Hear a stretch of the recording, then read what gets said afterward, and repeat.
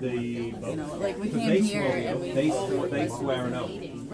So you know they are law, basically they're law enforcement officers. They're not feelings enforcement officers. They're not mandate enforcement officers. They're law enforcement. That's where it begins and ends. So if I've broken a law that they can articulate, then I should be arrested for breaking that law because that's how laws work. But they can't arrest you for not wearing a mask. They can't arrest you for not being vaccinated because it isn't a law. There's no law. So that's why there's no number to get fines. There is, yeah. So I've had good dealings and bad dealings with the police. I've had a mixed bag.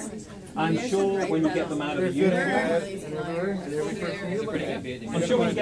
uniform, usually you can find some common ground. But when they're in the uniform, I find that they are usually hired thugs for the government. That's basically their state enforcers. That's what they do. Yeah. Oh, I know what you're talking about. Yeah, yeah. I used to work in that building. Yeah.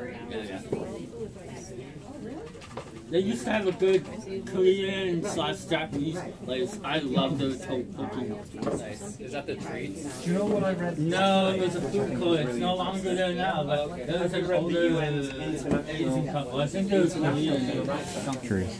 Yeah, they were Korean.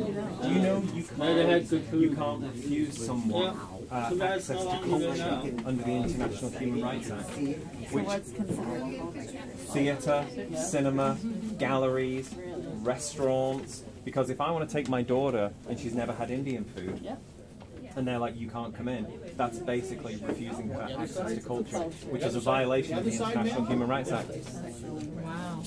Which was written by the UN. No, I actually found out from a theatre in Cardiff in Wales, because Wales have just brought in the Vax Pass. It's the first place in England to bring it in. And the theatre basically put out a statement saying, we won't be asking for people's private records because under this section, we also won't be denying people access to.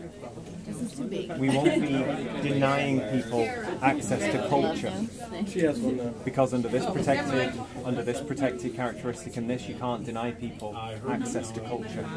And then they also, what I thought a really great line is, they said, we're going to treat our customers like human beings, not biohazards.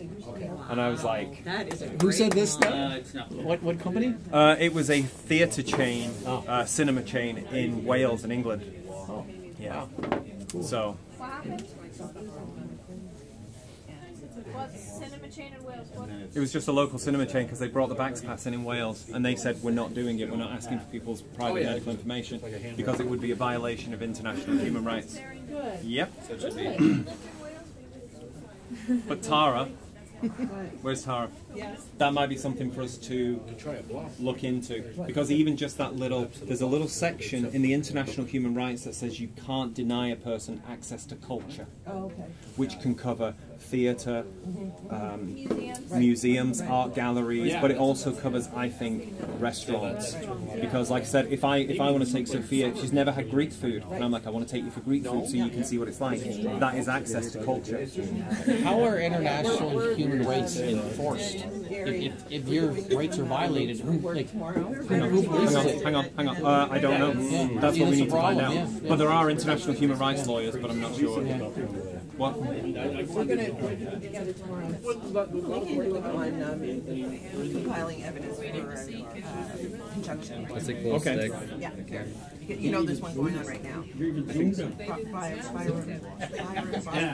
Oh, good. Yeah, he's testifying. Yeah, he's testifying in Ontario for the vaccine mandates. So that's employment. Good. Right? So it's employment mandates.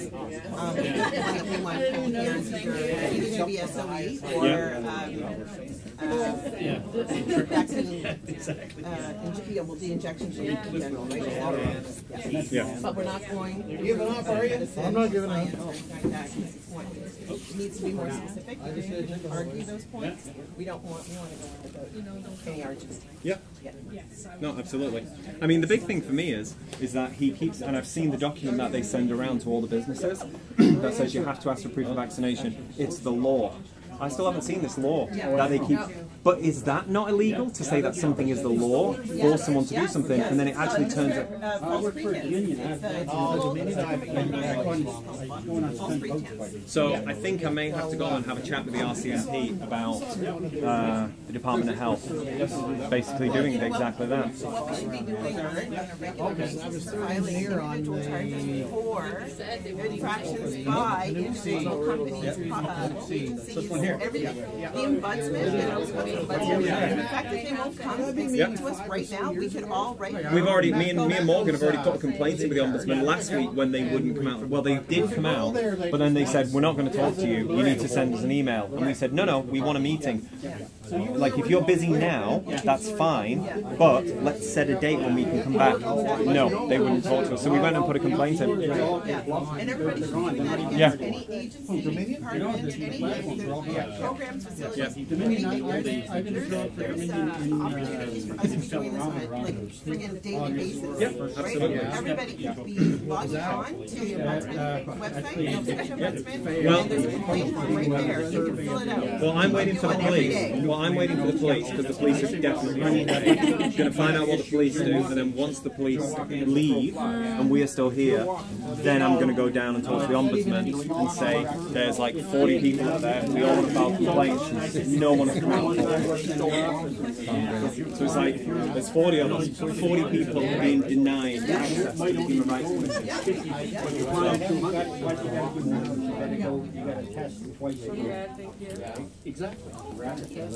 I thought I could smell licorice.